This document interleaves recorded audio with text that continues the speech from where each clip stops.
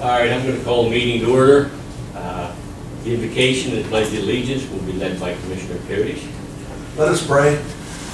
God, who is always present, we began this day with you. As the sun rises above the eastern horizon, so too our prayers and praises rise before you. As we journey throughout this day, help us to also end this day with you. And we know the consolation that the same God who is present with us today will be with us tomorrow. So we believe that tomorrow, as it is today, we will know God's presence is with us in all we do. Amen.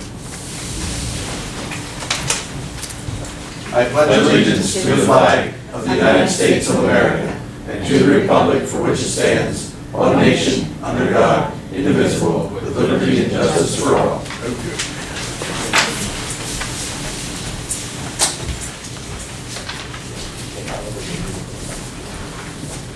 Okay, first order of business is a motion to approve the minutes of the October 7th, 2021 meeting. Is there a motion? I'll move the motion. I'll second.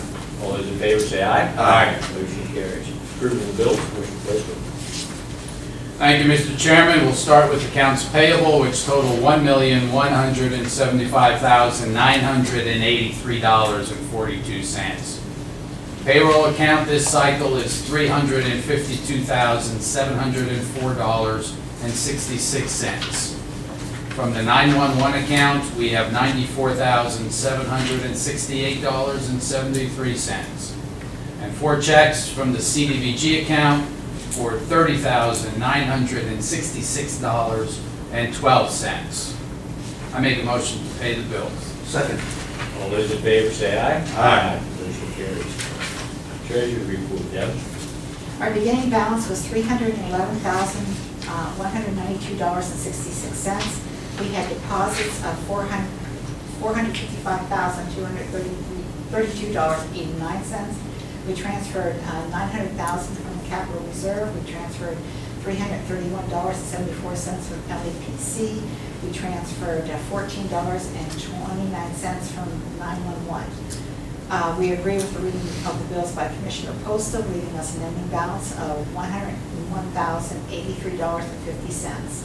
Our liquid fuels has $227,678.25.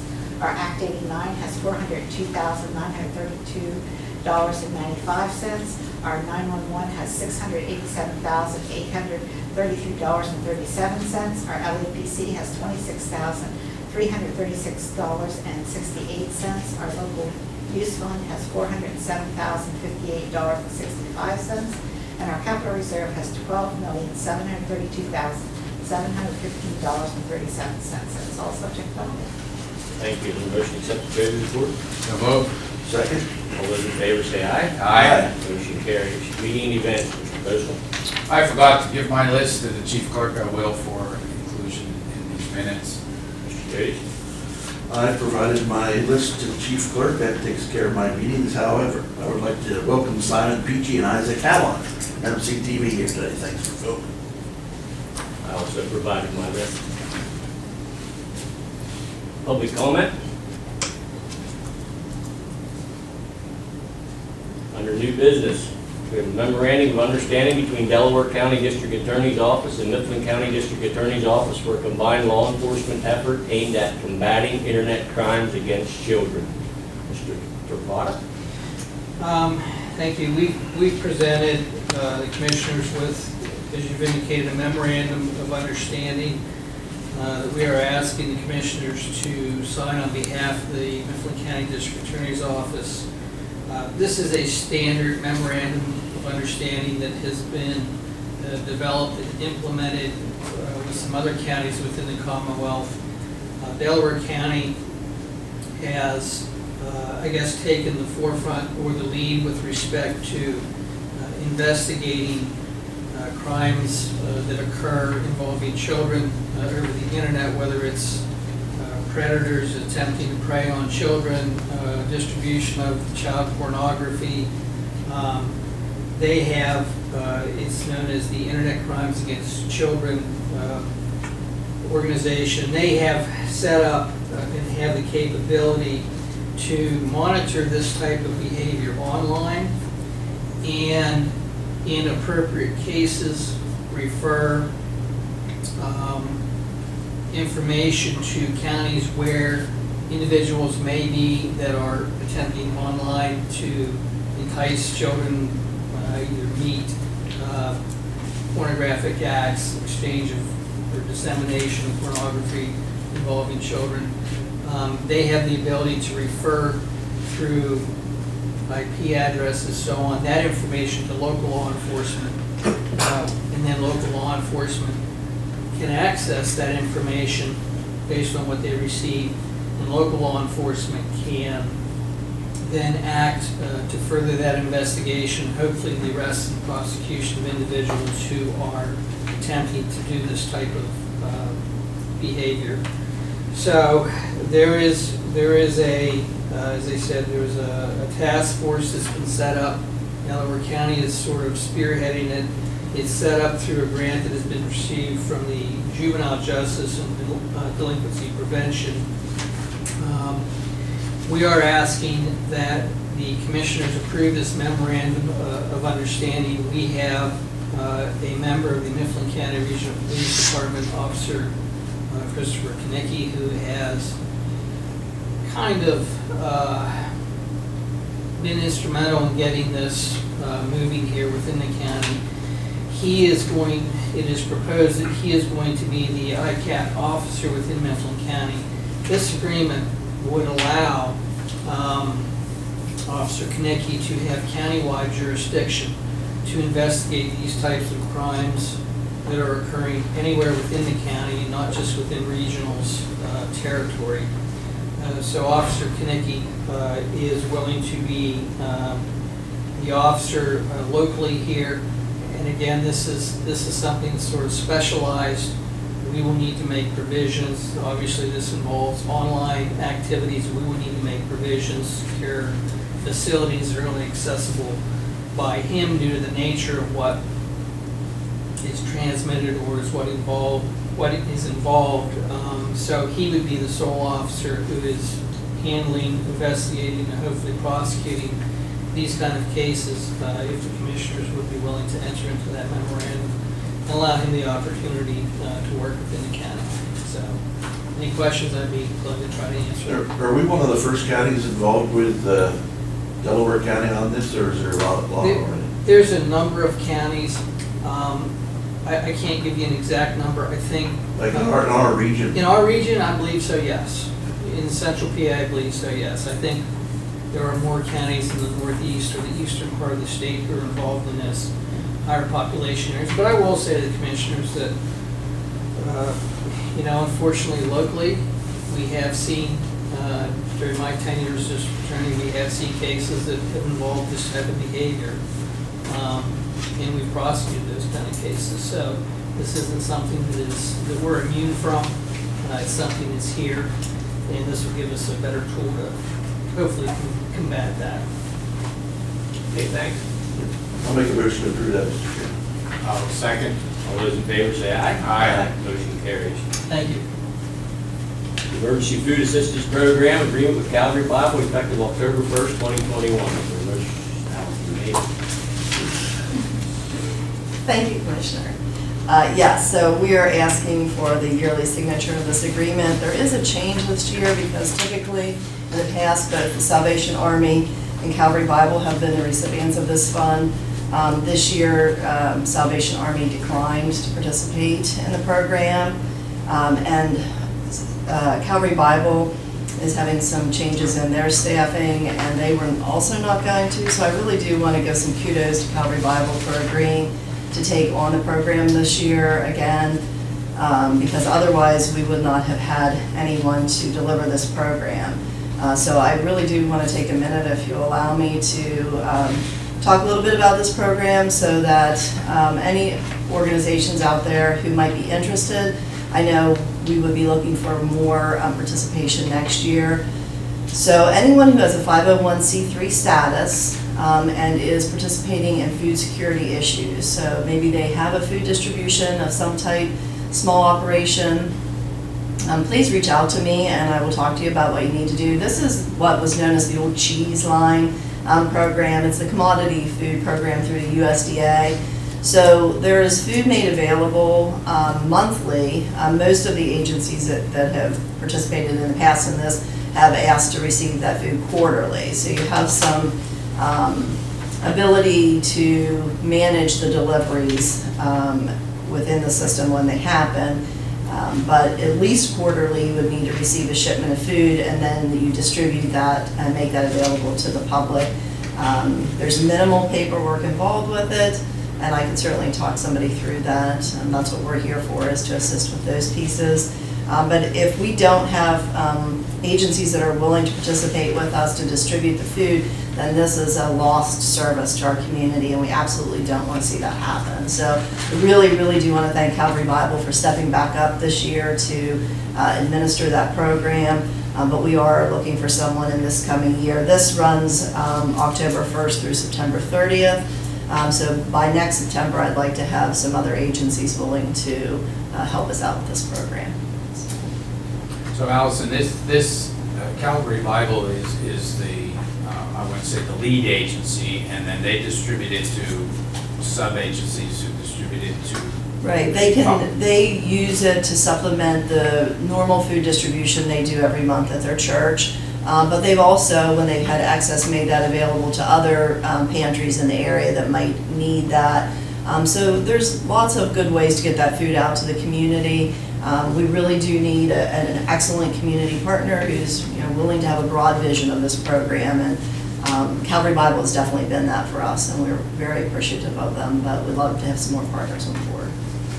There's reluctance of other agencies with a lack of manpower, basically, you think? I think this year has been very difficult for food pantries, yes. Salvation Army was in that for quite a while. They were, yes. I've been here 18 years, and it's been nearly that long that they've been doing it. Volunteers are typically older folks, and COVID has really affected the ability of folks to feel comfortable doing that. So I just think it's been a perfect storm of issues. Good. Any other questions? The motion to approve. So moved. Second. All those in favor say aye. Aye. Motion carries. Thank you. Thank you. The Mifflin County Reentry Coordination Subgrantee contracts for the period October 1st, 2021 through September 30th, 2022. Mifflin Juniata Human Services, $23,994. Curtis Wirt, $25,000. Tim Geiger, $5,941. Allison? Yes. So this is, we're pleased to announce year 2 of this one-year program, we thought. We were thrilled to get year 2 because we weren't quite finished with the data collection. Unfortunately, again, the pandemic really slowed down our ability to work with some of the subcontractors throughout the program. But we've really, in the last just 3 months, we've done a lot. I really want to thank all of the partners in the community that have helped us with the data collection. Our warden and his staff at the jail have just been phenomenal in helping us with that. 911, all of the police departments in the county, just everyone really coming together. The hospital, the mental health system, everyone, the probation departments in both counties that feed information into the system to help us put that together. But we were just really getting to a good point with it, so we're glad to have year 2 so that we can continue to put that information together. The ultimate goal of that is to have a quarterly point of information that is available to our criminal justice advisory boards to review, so that everybody's comparing apples to apples in the future. And the grant comes from where? The Pennsylvania Commission on Crime and Delinquency. Yes, PCCD. Any other questions? Motion to approve. So moved. Second. All those in favor say aye. Aye. Motion carries. Thank you. Award notification for Mifflin County Care Responders Grant for the period October 1st, 2021 through September 30th, 2022, the amount of $79,103. Allison? This is also a year 2 that we got because we're doing a great job with this grant.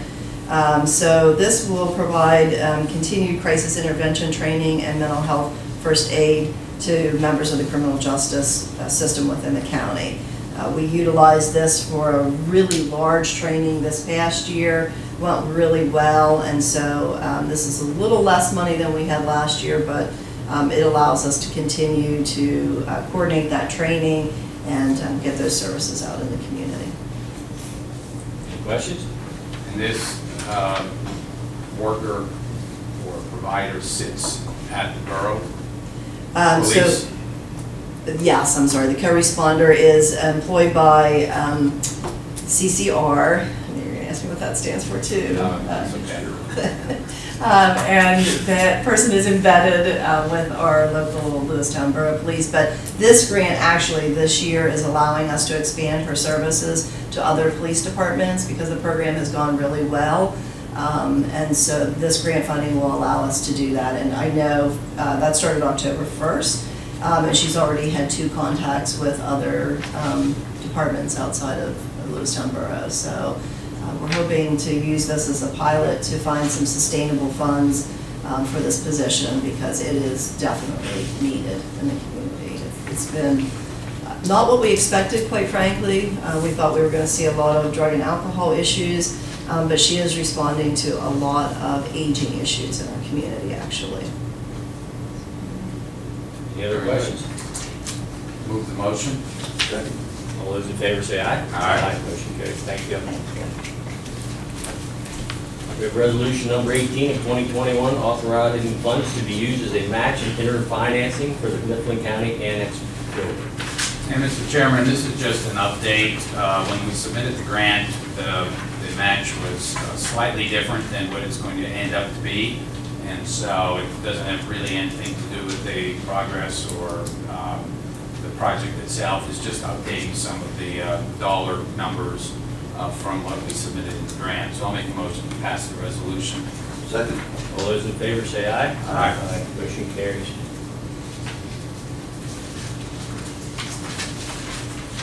Agreement of sale of Diacon Lutheran Social Ministries for approximately 27 acres of land on Green Avenue Extended. The amount's $100,000. Just by way of explanation, Mr. Chairman, I'll make a motion to allow the chairman to sign the appropriate documents after review by the solicitor. I know there are some loose ends on this yet, so my motion is to allow you, the chairman, to sign when it is appropriate and after legal review. I'll second. All those in favor say aye. Aye. Motion carries. We have an arbitration award with the Mifflin County Independent Corrections Officers, ICOP Union, Lodge 10. Motion to approve. So move. Second. All those in favor say aye. Aye. Motion carries. Award the bid for the courthouse roof replacement, the alternate base bid pending signed contracts and bonding insurance. Lonnie? All right, these are all alternate bids. There was one base bid on the project, but after contacting the base bid low bidder, he wasn't able to complete the project by the December 1st deadline of 2021. So his bid was rejected. These are all the bids for the alternate bids, and along with these alternate bid prices, there was an ending date that was supposed to be established with each cost. And after reaching out to TRS Roofing, which was a low bidder at $144,900, they did not clarify on their bid documents the end date. Their end date was just, they didn't know when they were going to get the materials, so there was no date in it. So not knowing when we'd be able to get the roof replaced, we rejected that bid, and we're asking to issue the alternate bid to ARC Contracting out of LLC out of Mount Union at $167,000 pending signed contract and bid documents and bond. Questions? Is there a motion? So move. Second. All those in favor say aye. Aye. Motion carries. Thank you, Lonnie. Yep. Work statement number 6 with Delta Development Group to extend the agreement for an additional 12 months, beginning July 6, 2021 and ending July 6, 2022 for a fee of $3,000 per month. It's just a continuation, Mr. Chairman, of the agreement that we have had for maybe 2 or 3 years with Delta Development, so I will make a motion to approve that contract. I'll second. All those in favor say aye. Aye. Motion carries. cooperation agreement between Mifflin, Jeanne, and Huntington Board of Commissioners and the Jeanne Valley Behavioral Development Services for 2020-2021 Human Services Block Grant Program reimbursement. So moved. Second. All those in favor say aye. Aye. Motion carries. We have contract renewal with Geisinger Health Plan for employee group health coverage for the period January 1st, 2022 through December 31st, 2022. Motion to approve. Second. All those in favor say aye. Aye. Motion carries. We have a quote from Tyler Technologies for a touchscreen time clock reader in the amount of $2,981. Motion approved. I'll make a motion to approve. Second. All those in favor say aye. Aye. Motion carries. Under personnel, we have the retirement of Robert Ferguson from Public Defender effective October 31st, 2021. The promotion of Nicole Pataliski for Children and Youth Director effective October 25th, 2021. And the hiring of Philip Callahan for part-time Deputy Sheriff effective October 25th, 2021. Motion to approve the personnel items. So moved. Second. All those in favor say aye. Aye. Motion carries. No further business? Please stand adjourned.